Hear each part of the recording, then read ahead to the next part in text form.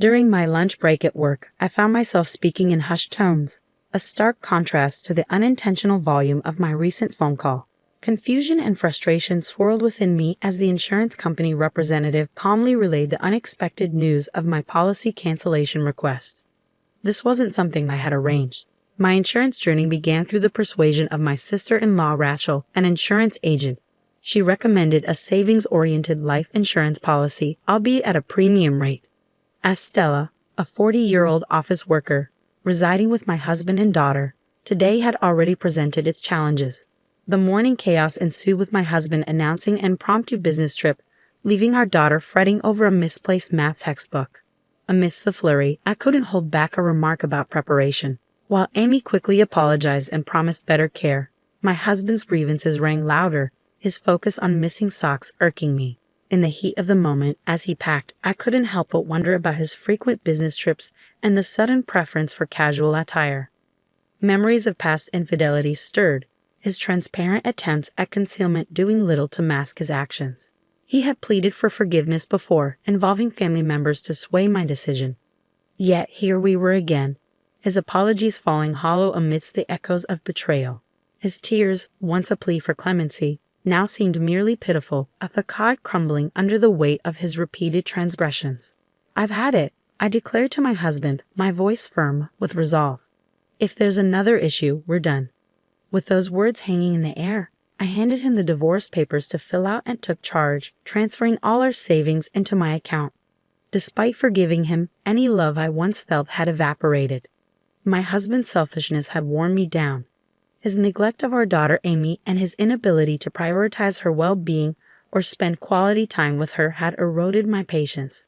But for Amy's sake, I planned to endure a while longer before initiating divorce proceedings. The morning turmoil over Amy's missing textbook left me drained. With no time to pack lunch, I sought refuge in a deli near my office during my break. A poster from an insurance company caught my eye, triggering a memory of the policy I held, promising a celebratory cashback after a certain period.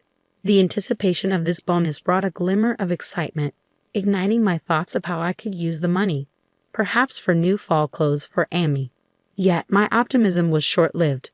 A visit to the bank to update my passbook revealed no celebration money, and to my surprise, this month's insurance premium hadn't been deducted. Suspicion crept in, fueled by my husband's shady actions earlier that day. A call to the insurance company, only to find my sister-in-law Rachel absent, led to another woman explaining the cancellation of my policy. Despite her assurances of paperwork being in order, I sensed something amiss. The absence of any deposit for cancellation fees further fueled my doubts. The implication that the insurance company bore no fault in the matter only heightened my suspicion. It was clear. I needed to make my stance unequivocally clear. I had never intended to cancel my policy, and I made that clear when I called the insurance company back. "You better confirm with Rachel," I insisted before abruptly ending the call. With my lunch break slipping away, I barely had time to touch the food I bought from the deli. But hunger was the least of my concerns. I had more pressing matters to address. Seeking permission from my boss to leave early, I swiftly wrapped up my remaining tasks before departing the office ahead of schedule. Dialing my husband's number, I steeled myself for his response, fully aware that he might be busy at work. "Stella, why are you calling?" "I'm at work," he grumbled upon answering, the cheerful music in the background a stark contrast to his demeanor. Frustration bubbled within me as I confronted him about the cancellation of my life insurance policy. "This is absurd," I snapped, my suspicions weighing heavily on him and Rachel. "I might have been scammed, and I'm considering involving the police." His admission took me aback. "It was me, okay," he confessed, catching me off guard with his sudden honesty. But any relief was short-lived as anger simmered beneath the surface. "So it was you," I retorted sharply. "Where's the cash value then?" His response about using it to support his mother only fueled my frustration. "Support?" I repeated incredulously. "Did something happen to her? Why does she suddenly need money?" "No, she just wants to take family trips to holiday resorts now and then," he explained nonchalantly, as if it were the most natural thing in the world. I was taken aback by my husband's unexpected words. "You canceled my life insurance without my consent, and you used it for travel expenses? The business trip was a lie?" I questioned, incredulous at the revelation. Yeah, I'm the beneficiary, so I don't see a problem, he boasted, his excitement palpable as he described the luxury hotel lobby he was currently in. It seemed as though being caught red-handed only emboldened him. Frustration surged within me as I attempted to reason with him. Why did you cancel without my consent? I'm the one paying the premium from my own salary, I argued, only to be met with dismissive remarks about being healthy and able to take out another policy. His lack of understanding left me with a pounding headache. Do your parents and Rachel know that you cancel my life insurance without my consent? Didn't my father-in-law say anything? I pressed, hoping for some semblance of accountability. But his nonchalant response only fueled my irritation. Rachel is obviously an accomplice. You and Rachel forged my handwriting and stamped it, right? I accused, dismayed by their apparent disregard for my consent. His attempts to justify his actions fell flat. I want to take a break and have some fun once in a while. It's okay, right? We came on a family trip and everyone's happy, he insisted, oblivious to my concerns. The exclusion of Amy and me from his definition of family stung. Isn't your family Amy and me? Insurance is for emergencies, and I'd be happier if I didn't have to use it. Shouldn't you consult me first if you want to support travel expenses? I countered, growing increasingly exasperated by his childish excuses. His refusal to acknowledge the gravity of the situation only fueled my frustration.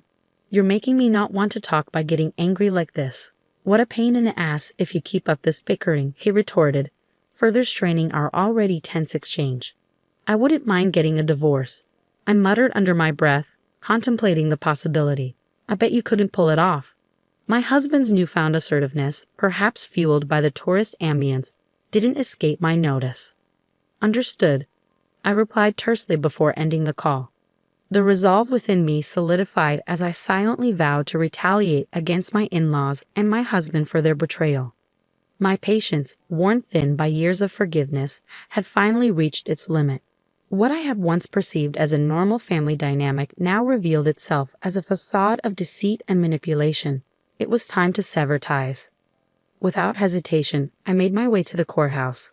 Clutching the divorce papers my husband had filled out, a symbolic talisman of my newfound determination. Submitting the papers, I took the first step towards liberation. Collecting my daughter Amy from her after-school program, I broke the news gently, explaining the impending divorce. Amy's initial surprise gave way to acceptance as she processed the information. Upon arriving home, Amy's innocent question caught me off guard. So, Dad isn't coming back home anymore? She asked, prompting me to clarify the situation. Your dad won't be back tonight because he's on a business trip. We're getting divorced, so we'll be living separately, I explained gently, unaware of the depth of her understanding. Her immediate response surprised me. Then let's start packing right away, she urged, her determination evident. Confusion swept over me until her next words brought clarity. You're breaking up with Dad, right? You don't have to cry anymore. I don't like him because he's always mad, she confessed, revealing a hidden layer of her resilience. Realization washed over me as I understood her silent efforts to prevent our fights. Amy, did you always try to stop us from fighting because you didn't want me to be sad? I asked, touched by her unwavering support. Of course, she replied simply, her words a testament to the strength of her love. I had resolved to endure the marriage for Amy's sake, but her revelation shattered that resolve. It was evident she had been silently shouldering the burden of our strained relationship. Amy's intervention in our fight stemmed from her concern for me. Dad never plays with me, even on his days off, she confessed, her words tinged with sadness. He tells me to go away whenever I try to talk to him. He only uses me to say something mean to you. Her admission pierced my heart, revealing the depth of her sorrow. It was a painful realization that my husband's selfishness had not only affected me, but had also left its mark on Amy. I'm sorry, Amy, I murmured, my voice thick with emotion. I've made you go through a lot. From now on, it's just going to be the two of us, but I'll take good care of you. I really love you. Determined to shield Amy from further sadness, I busied myself with preparations. While she focused on her homework, I reached out to a lawyer, searched for realtors and movers online, and contacted my parents. Upon hearing our plight, my parents insisted we return home immediately. Amy doesn't have to transfer schools, my father assured. And tomorrow morning, I can borrow a truck to help us move our things. With their support, I began the process of transitioning our lives. I informed the landlord and Amy's school of our relocation, deciding to tackle the paperwork gradually. And with work, I requested a vacation day for tomorrow, signaling the beginning of our new chapter. I was determined to get everything sorted before my husband returned home. The next day, with the help of my parents, we swiftly relocated our belongings to their house. By the time my husband arrived, only his things remained in the apartment, leaving behind a note stating our divorce and our new status as strangers. I departed without looking back, anticipating his inevitable shock. The feeling of triumph washed over me as I reflected on the smooth execution of my plan. My ability to prepare for the divorce seamlessly stemmed from my prior research and readiness, honed during his previous infidelity.